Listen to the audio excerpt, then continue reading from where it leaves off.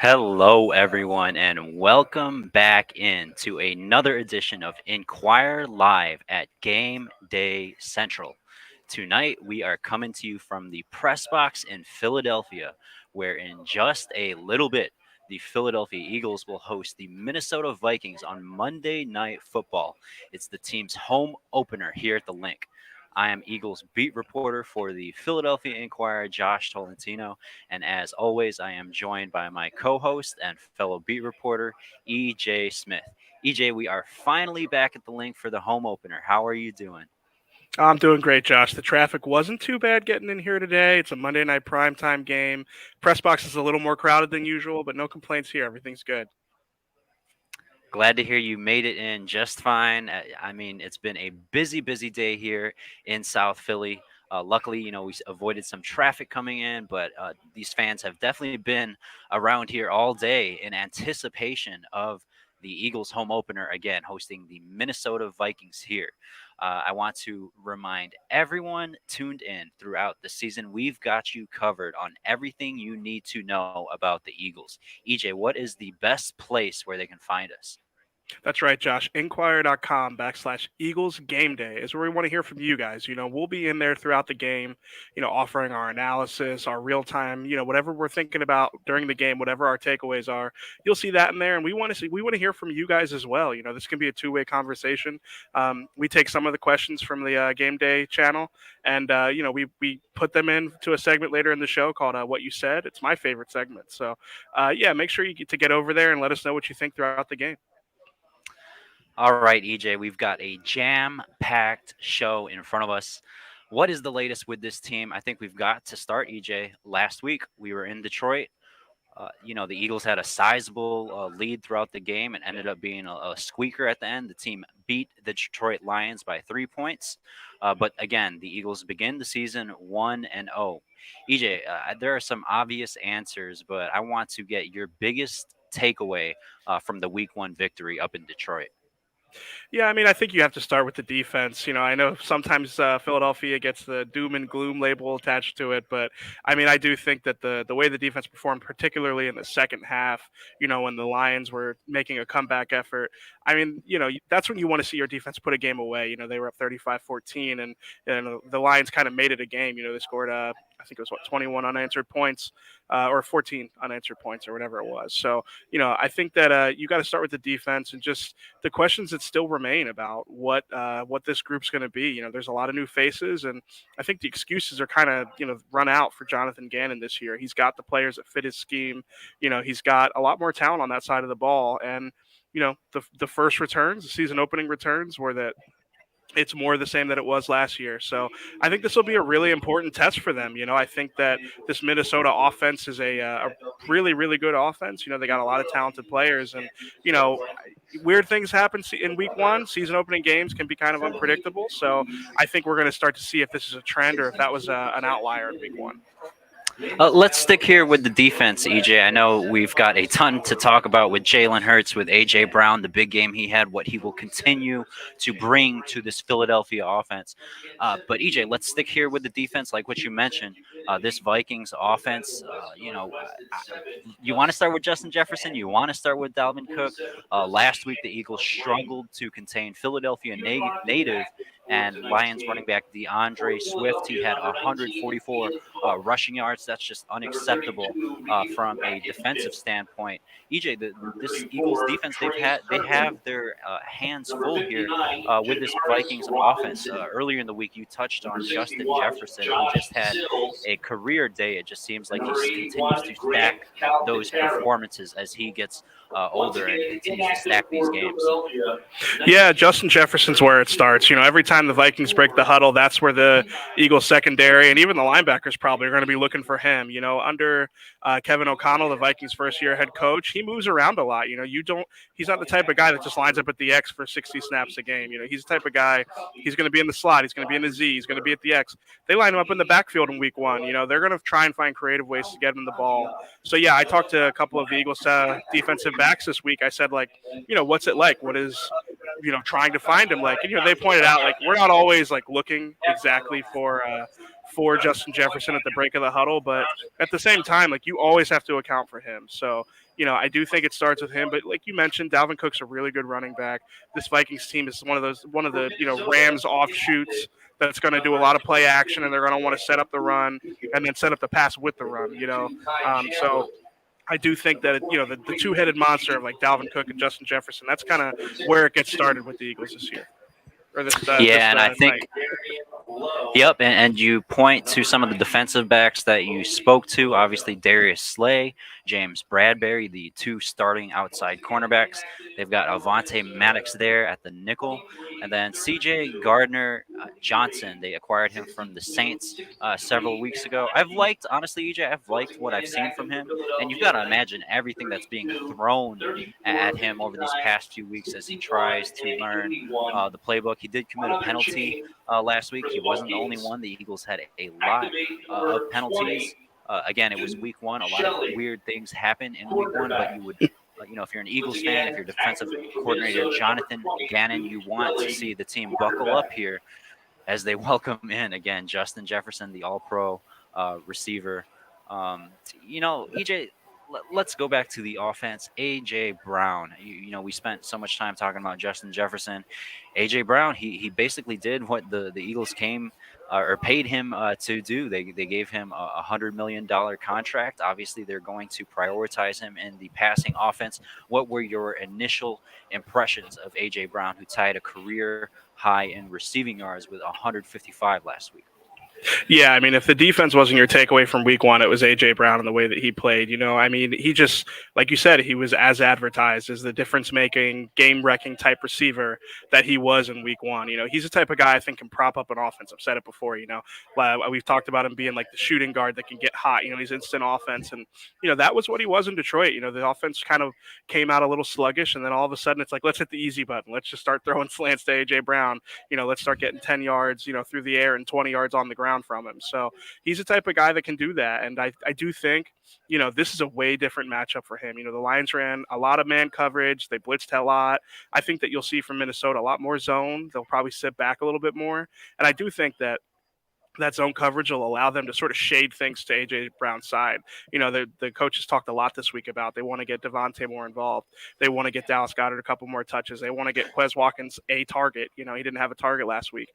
I think that the Vikings defense will probably lend itself to those guys having a little bit more space than they did last week. Maybe a little bit more of a featured role in this week's game plan for sure. Yes, and as we continue to discuss the offense, the impact of A.J. Brown, Devontae Smith, Quez Watkins, 0 catches last week. I would not expect that type of performance specifically with Devontae Smith. I think at times, we'll see here as Nick Sirianni, Jalen Hurts, the play caller Shane Steichen, they've got to find the soft spots within this zone.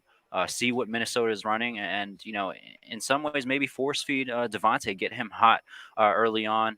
I would, it would shock me if there was another performance again this season with Devontae Smith having 0 catches. What are your expectations for Devontae and the other pass catchers today? Yeah, I'm with you. And it's important to note, like this Vikings defense it's similar to what the Eagles ran all during camp. It's kind of a little bit more exotic, maybe a little bit more pressure baked in, but this is the type of defense that tries to limit explosive plays the same way the Eagles defense does. And Devontae looked pretty good during camp. There was a moment there where it was like, okay, he's playing against James Bradbury, a more physical cornerback. I don't think Devontae is going to draw Patrick Peterson a whole lot tonight because AJ is going to have so much attention brought onto him. So yeah, I definitely think that I almost thought that this week, all the talk about Devontae's targets, it's like, he's going to get his, he's going to have, his big games. It was one game. He said he didn't play the best that he had, he didn't play up to his standard necessarily. I'm not super worried about him. I think that, Quez, when he's on the field, is always going to play that role as a speed guy, the guy who's going to make the defense respect, make sure that they're accounting for him over the top. But yeah, I don't know. I mean, I think that there will be games where A.J. Brown is dominating the target share because he's that type of player that commands that. But yeah, I could see this game being a little bit more balanced just because I do think the Vikings are going to pay. I mean, the game that A.J. Brown had in the season opener, he's going to get people's attention. People are going to, the Vikings probably watched that tape and said, we can't let him do that again. So, yeah, I do think that Devontae, Quez, and Dallas Goedert will be the beneficiaries for that attention that A.J. is going to get. Yeah, our colleague Jeff McClain wrote about the pass distribution between the wide receivers. Obviously, Devontae Smith is going to want the ball, but this is not necessarily a unfamiliar situation. EJ, you and I were talking about before we went to practice the other day. Devontae Smith, this is a guy who played with other star receivers, obviously at Yeah, Alabama, Jerry Jeudy, Henry Ruggs, Jalen Waddle, who we saw in the preseason. I mean, he is used to having star power around him, Najee Harris in the backfield.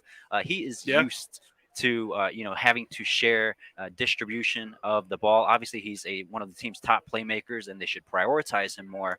I think we will see some of that here as the Minnesota Vikings visit the Eagles in the team's home opener. EJ, before we move on to who's hurt, who's healthy, we cannot, discuss these Vikings without bringing up an old friend, Jalen Rager. Obviously, the Eagles traded Jalen to the Vikings earlier in the summer, which basically ended a rough kind of stint that Jalen Rager had here. Obviously, he did not meet the expectations, the high expectations that come with being a first round pick, especially in this city, and in that infamous pick afterwards. Now he's teammates with Justin Jefferson, who we talked about at the top of the show. EJ, I mean, it's very early in Rager's career here with Minnesota. I'm not exactly certain that he will make any type of impact, but obviously with the Vikings coming to town, we've got to talk about Jalen Rager because he was such a hot topic here with the Eagles, a former first round pick. Yeah, I mean Minnesota does a lot of like three receiver sets. They play out of 11 a lot of the time, but those three receivers are pretty static. So Jalen Rager didn't get any snaps offensively last week.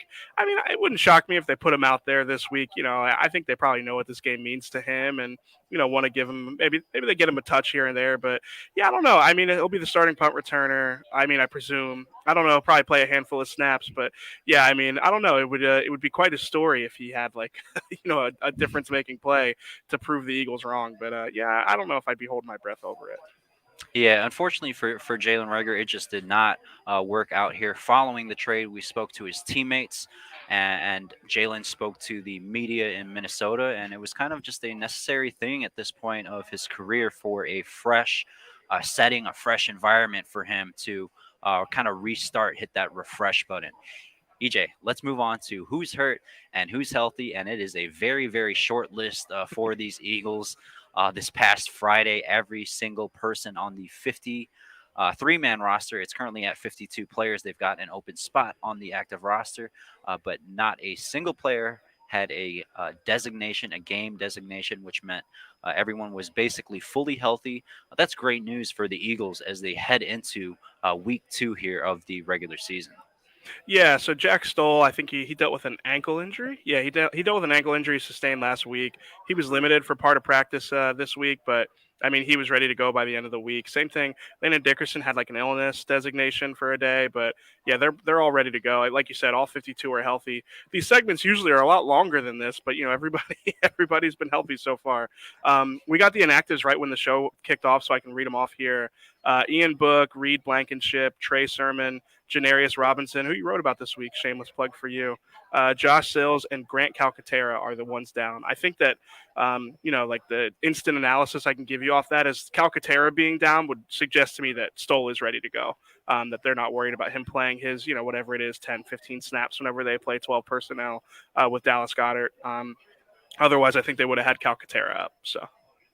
Yes, Jack stole one of their featured tight ends in multi tight end personnel, known for his blocking. EJ, the undrafted tight end out of Nebraska, made the 53-man roster last year. He got his ankle rolled up last week, like what you mentioned at Detroit. But by the end of the week, this past Saturday, just a couple days ago, he was a full participant, did not have a game designation. He seems ready to go. He's actually on the field right now in front of us, warming up. We are almost here at kickoff, EJ, and again, the Eagles are pretty healthy here heading into week 2. EJ, we've got a couple practice squad elevations, and they're the same guys as last week. Who are those two? Shocker. players. Yeah, it's Britton Covey and Noah Togiai. Togiai gives him more tight end depth, especially with Calcaterra down. And Britton Covey, I mean, he's our punt returner, so they kind of need to bring him up. I think at some point here, maybe they're checking to see if he's sure-handed enough to warrant the roster spot. But yeah, I'm not totally sure if the rules have changed. I think it's 4 games you could be elevated before you have to be on the active roster. So yeah, I mean, he's kind of like a long-term audition for this punt returning job. He looked pretty good doing it in the season opener. So we'll see how he does this week. Yes, you mentioned specifically at the punt returner spot. I had a conversation with Burden at his locker room at his locker, excuse me, a few days ago. Belated congrats to him and his wife. They're actually expecting their first Yeah. child. Hopefully in the off season is kind of how he termed it. But Burden, he's such an interesting character when it comes to the return game. Last year at Utah, he led all of the entire collegiate level in return yards. He had a storied career there, both as a receiver, but he made all those Pac-12 teams as a returner, and he gives the team stability. Is kind of a comfortable word I'm using at that position because we mentioned Rager earlier at the top of the show. Really, you just look at Jalen Rager's last meaningful game for this team. EJ, we were down in Tampa back in January. Jalen Rager, I think he had 2 or 3 muffs that game. It Yeah. really, really affected the team negatively from that standpoint, from the returner standpoint, did not help them. Britton Covey, he has not had any of those mistakes so far. It seems, he's technically sound when he fields the ball. He always kind of stumbles forward, even if it's a minimal gain. He's not necessarily the east to west kind of runner that Jalen Rager has kind of made that reputation for. Britton Covey, again, the undrafted rookie returner receiver from Utah, a north to south guy. Would you agree? Yeah, I agree, and I think even like I think it was Ed Kratz wrote about he caught up with Britton and talked about like the art of punt returning this week. And Britton pointed out like even if I can catch it and get 2 yards, I'm going to get those 2 yards. Some guys don't want to mess up their averages, so they'll fair catch it even if they think they can get like a yard or two. And like he had that catch last week with Zach Pascal running into him, and it's like that's pretty impressive. So like this is a second straight week where we've talked about Britton's like sure-handedness, and I'm sure it'll come back to bite us at some point. But yeah, no, he's definitely been sure-handed to this point.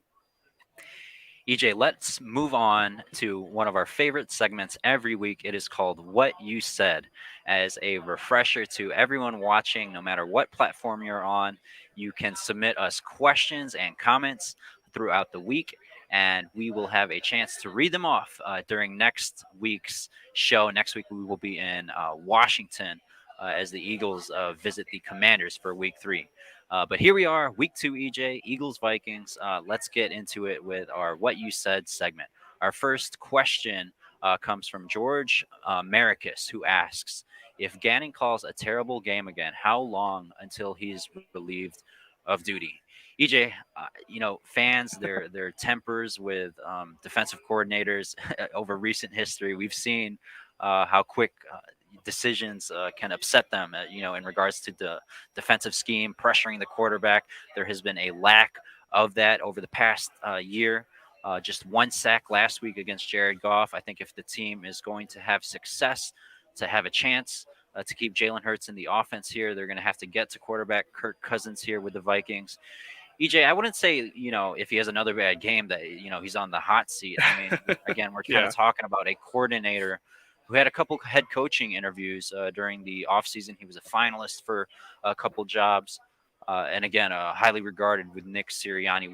How would you kind of address this question? I think it's, it was a week 1 anomaly. I mean, you've got several new faces: Marcus Epps, C.J. Gardner-Johnson, new to the secondary. Kind of what you talked about earlier with miscommunication.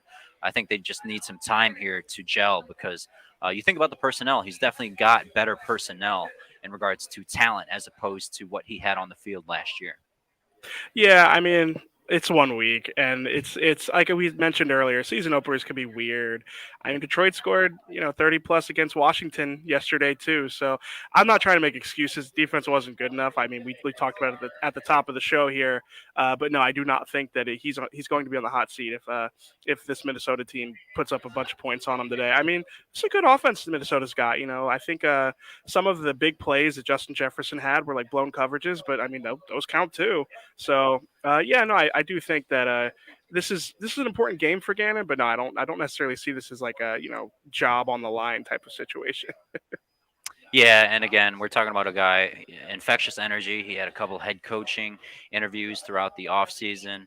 I feel like that type of sentiment is just a little bit too far. We've got to see how the personnel adjust here with another week under their belt. EJ, we're sticking with the defense here. The next comment comes from Drummer49, who says Gannon better send Reddick on pressure or else we get carved up by Kirk Cousins.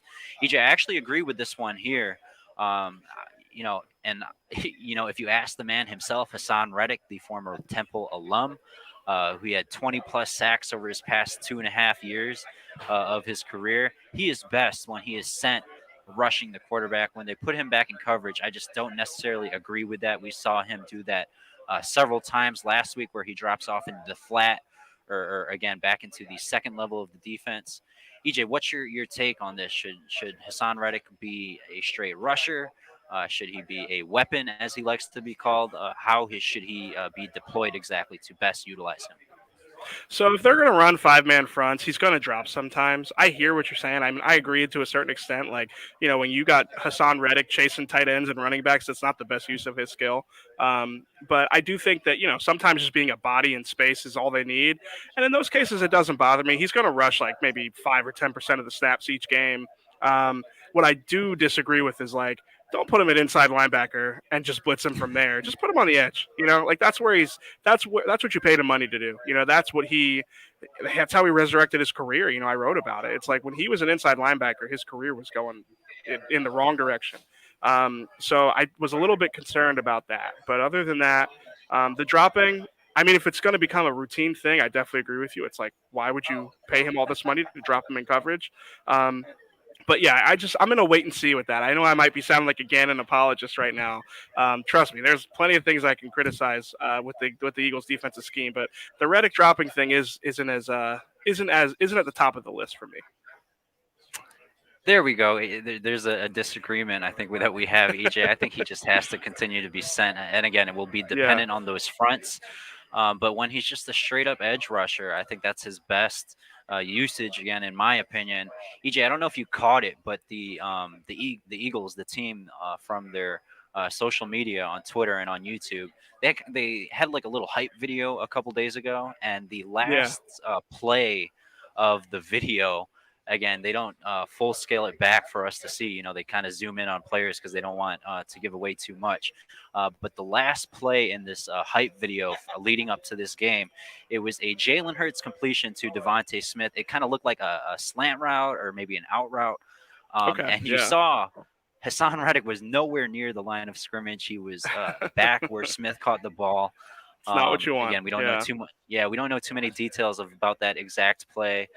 There were even earlier instances in training camp when we saw Josh Sweat defend the flat and try to catch up to guys like Kenny Gainwell and Miles Sanders. In my opinion, again, it depends on the front. That's not just the best usage of their skills. Let's see here how Jonathan Gannon, the defensive coordinator, deploys his two starting edge rushers, Josh Sweat and Hassan Reddick. A hot topic. We both spoke to him throughout the week, and he acknowledged his play was not up to par last week at Detroit. Here, he gets to return home. It's his first game back at the Link. He played a lot of games here in college with Temple. You guys share an alumni there up in North Temple Philly. out. We will see. Yep. We will see how Hassan Reddick is deployed here in the home opener. EJ, we've A got one more. little game day central exclusive here. I talked to Hassan about this is his first game in the link, and I was like, I know these tickets must be going crazy for you, and he said he has 27 tickets for family members and friends tonight. He said that he told everybody like you could only have 2 games, and they all picked this one. So yeah, he's gonna have a big crowd in attendance. He's like basically paying for an entire section. Yeah, and he was just here just a couple days ago. He was at Temple's home game. I believe it's their homecoming. Yeah, But not a again, great result for him. yeah, and an active member around Philadelphia community, the Camden community, and again the Temple alum. We will see how Hassan Reddick bounces back here in week 2. EJ, we've got one last comment/question. This comes from the Truth Fairy, not the Tooth Fairy, but the Truth Fairy 73, who says I like a that. bold statement here. Jalen Hurts is not good enough. We cannot expect to get lucky twice. We need a better quarterback to have a legitimate chance at winning the Super Bowl. EJ, Jalen Hurts, a very hot topic in this town. But honestly, if we're assessing the first game, just his performance in week one, EJ, I thought it was a good performance from Jalen Hurts. He bailed them out so many times. And again, we like to discuss, how often he should stay in the pocket versus running around. I mean, there were situations where he had to run around, and do you want him running 17 times in a game? No, obviously, not with any quarterback. You do not want that to happen. But in my opinion, I felt like Jalen bailed them out time and time again, and not just that. Again, we talked about ball distribution earlier. Yeah, we want him to, or the Eagles want him to get the ball out to their other playmakers. But at times, they're just taking what he can get. And then we saw how AJ Brown kind of opened up things down the middle. What was your assessment of Jalen Hurts in Week 1, EJ? Yeah, I mean, he was excellent against the Lions. I know you can nitpick some of the throws, you can nitpick some of the decisions. Thought he was great. I also think that, this quarterback dialogue is not a week by week thing. I know we try to make it a week by week thing. We want to say, oh, he's going to be a 10-year franchise quarterback who takes him to the Super Bowl every time he has a good game, and they got to trade him in the offseason every time he has a bad game. I think that, let's get a bigger sample size here. I think that this is an important game. He had a lot of success against bad teams, last season. And I think even more than that, we talk about the running, running 17 times. And I mean, if every team plays man coverage and just sends zero blitzes at him all the time, he's going to run a lot. I mean, if defensive backs are going to have their backs turned to him and the rush lanes aren't going to be disciplined because the guys are trying to get to him in a hurry, he's going to make plays with his feet. And most teams won't do that because he's such a good runner. I think Minnesota is going to be maybe a little bit more disciplined and maybe dare him to throw the ball more. Make decisions from the pocket more. The Tampa Bay game still exists. The Tampa Bay game, like the way the Tampa Bay played him, is still there. I mean, I think that again, that's why we need a sample size. We need 5 or 6 games. I think this will be a really important test for him against a good Minnesota defense in a primetime game where everyone's going to be talking about it tomorrow morning. But yeah, I think that both things can be true here. I think you could say he had an awesome game against Detroit. These are the things that he's really good at. And I still think that there are questions long term. And, this could be an answer tonight. If he throws for 400 yards tonight and 4 touchdowns and, looks decisive from the pocket, then, that changes the equation with him a little bit. So yeah, I'm kind of in a wait and see, I guess you could call it. I know that might not be the sexiest answer. Right before we move on, two things that stuck out with me with Jalen Hurts. EJ, you wrote about this week, but his time in getting out the ball, it was noticeably quicker Yeah. compared to his analytics from last year. And obviously the connection with AJ Brown, that 55, it was about 55 yards, air yards. In single man coverage, he got the ball exactly where AJ Brown needed it. It was one of the biggest plays, I think, in Hurts' career, one of his best throws of Yeah. his career. Yeah. It was a Um, dime. Yeah.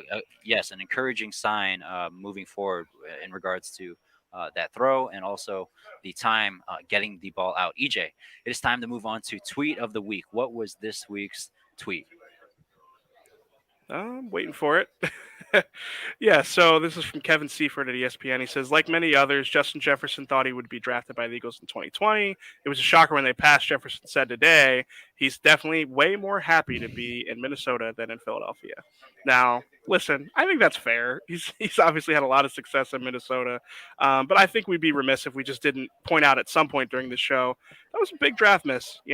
Like I don't want to beat a dead horse with Jalen Rager, and obviously Jalen Rager didn't tell the Eagles to draft him over Justin Jefferson. But I mean, when you see the receiver that Jefferson's turned into, even if you just ignored what happened with Rager, I mean, this guy's one of the best receivers in the game. And passing on him, especially when it didn't really make sense at the time either. I mean, it's just a glaring miss in the draft. They happen, but this one, I think you have a lot to learn from. In retrospect, the missing on Justin Jefferson, a huge mistake. Howie Roseman has admitted it now that we are several years after that draft.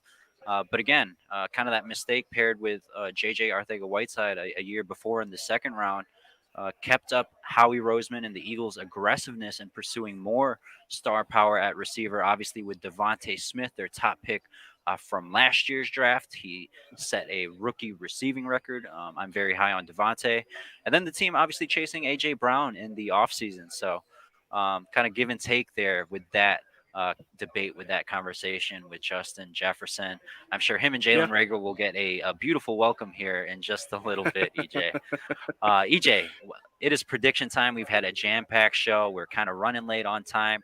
Give me a quick prediction. I believe. What did you put in today's edition of the Philadelphia Inquirer? I got 38-35 Eagles. I think this one's a toss up. I mean, I could see the Eagles winning and not covering. I think the spread's around 1.5 points, maybe two. I think that Minnesota's a really good team. I think if the Eagles play the way they played against Detroit, they'll lose by a decent amount. But, for home opener, primetime game, I think that they're probably going to regress to the mean, and I do think that they can pull this one out. Our colleague Jeff McClain picked the Vikings by a close margin.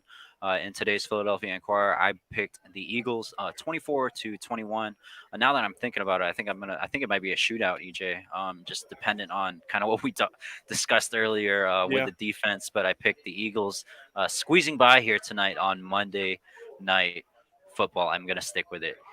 EJ, it is time to wrap up. We've gone over our allotted amount of time. I want Lots to to talk thank, about.